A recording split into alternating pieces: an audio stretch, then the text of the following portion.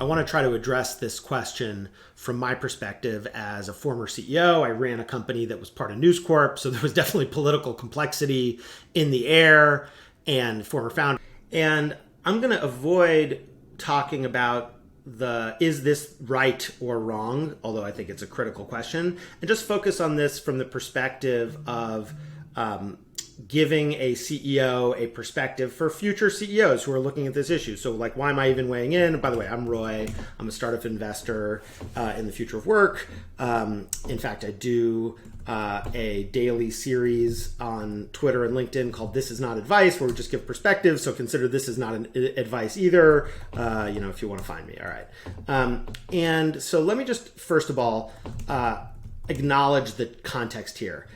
Which is, for a CEO, these issues can be really maddening. And I know this from having been a CEO and from talking to many CEOs all day long. And so, for example, like, gets in the way is something you often hear. Oh, I want people coding, and instead they're talking about such and such. My employees are getting hurt. Somebody said that, they couldn't come into work because they were feeling bad about some discussion that happened.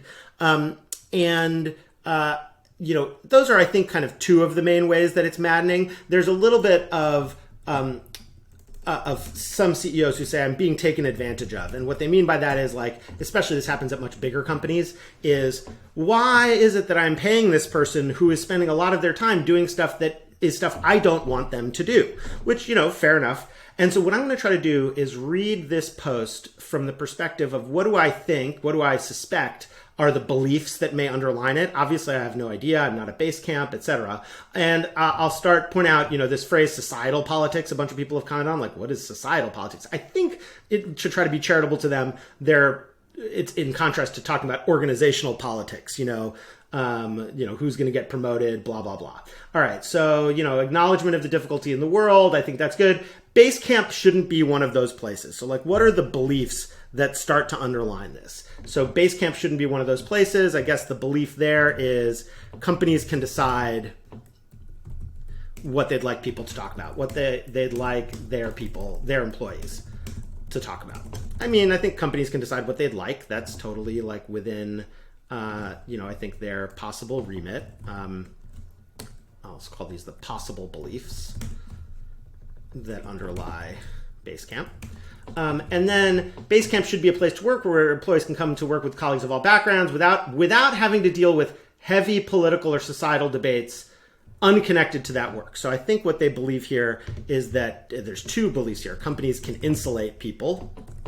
And the other is CEOs can decide, or companies can decide, but in this case, the CEO is representing the company. And the reason I say that is that the difference between what the company environment does versus the CEO can decide what's connected to work. And I think this is one of the core kind of controversial assumptions, which is to say that for many people, particularly people who, unlike me, like I am a white, straight male, but for many people, actually their identity is deeply connected to their work, whether or not their work is quote unquote about identity or not.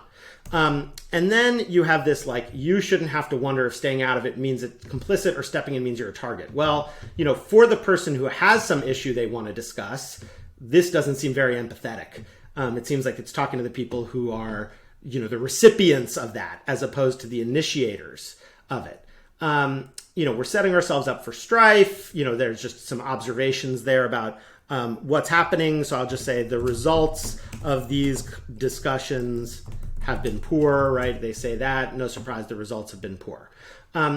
We also like to tell ourselves that having these discussions with the whole company is healthy. So I think one of the interesting things here is CEO can speak for the beliefs of employees. I think that's controversial. There's probably more controversy here than anything else. And then there's this interesting thing about no comment thread on Basecamp is going to close the gap on fundamental philosophical and political differences. We're left worse off. There's this belief here that the purpose of discussion is changing minds, which it may not be. It may be creating safety for somebody and not persuading them. There's lots of other reasons for that. So I'll just say that's controversial.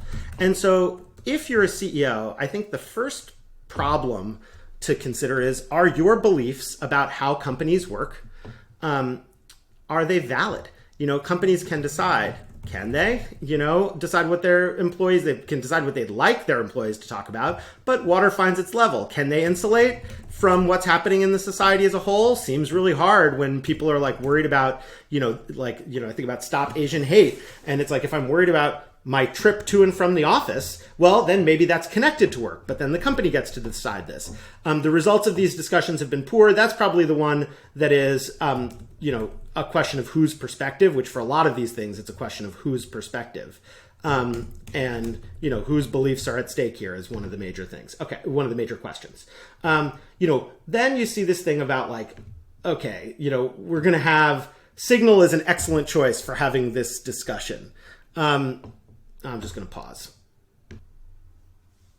I want to talk more about this choice. Sorry, just back from interviewing somebody. I want to talk more about this choice to say Signal is okay. So really, in some sense, what I think this post is saying is that companies can decide what they'd like employees to talk about on their own internal platforms. And while I think that's true, if a different title for this whole post would be "Don't use Slack to talk about politics and instead use Signal and other things," I just wonder if it would have an entirely different pallor to it, and whether we ought to think about why somebody would do that. So then I just try to think a little bit about. Then I also see, by the way, this. We also encourage you to exercise your right to activism. This is kind of, to me, to be honest, a little scary. It's like, wow, even commenting that they might have a stance on activism outside of work is, kind of a little ominous to me. And if I were an employee who was engaged in activism, I don't know if that encouragement would make me feel better or worse. And then you get again to this, we'll continue to engage in politics that directly relate to our business or product. This means topics like antitrust, privacy, and employee surveillance. It's like, okay, but if it's about my safety getting into the office, does that relate directly to our business or product? So it gets back to this question of who decides. And it's really dangerous, I think, for CEOs to over-declare on where the lines are if it turns out they're out of step with what their employees or the employees they want may fit in here, and may feel in terms of whether they fit in there. Okay, so just kind of summarizing on some of this, I also just want to say there's some possible consequences to this stance, many of which I'm sure this team's considered. So one is different employees will want to work there. Well, some people may be repelled, some people may be attracted. Personally, wouldn't be for me as a person who likes to bring my whole self to work and encourage other people to do that. But if my internal belief as an employee was talking about what's happening to me or a person like me in the world is something I need in order to function at work, for my colleagues to understand what I'm going through personally, if that's no longer allowed, and this kind of is silent on those kinds of questions, but it'd be a reasonable interpretation, man, that's a lot of employees who might not feel comfortable with that. Another possible consequence is that these conversations among employees are often an early warning system when something else is broken in the company, something like trust between people or feelings of inclusion. And so pushing these conversations out to literally hidden platforms like Signal robs the company of an early warning system. There's obviously also plenty of benefits, which may be what they were writing about. One of them is if they had written, this post as "please don't talk about politics on our internal forums," I think it would have had a lot less attention than saying things like Basecamp shouldn't be one of those places, where it could be one of those places so long as you're not doing it on, Hey or whatever, Campfire, not Slack, obviously, because they don't use Slack. I imagine they don't use Slack. And so I think that there is some potentially, attention-getting, even marketing benefit for this. This is a team that's very savvy about their public reputation. They chose to make some of this public. They certainly didn't have to do that. And so I think attention for Basecamp. And then, of course, there's this question of, will the issues that are maddening for the CEO be less distracting? And I think that's one of the other possible consequences for which they're playing. And so one of my, just now thinking from a CEO's perspective, or trying to offer not advice, but a way of thinking about it to CEOs, There's a question of what's a better way. Even if I have all these beliefs, companies can decide what employees should talk about. Companies could insulate their employees from what's going on in the world. Again, I'm skeptical of that, but what if you did believe those things? Well, the first thing I do, because I think it's costless, is try to show empathy for people for whom these issues are deeply connected to their ability to function at work.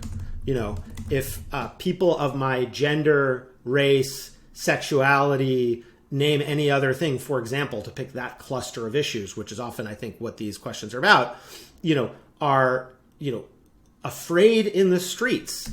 Is that relevant to me at work? I mean, that's not for me, Roy, a white, straight male, to decide, but I certainly could see somebody feeling it was. The other, which Dustin Moskovitz,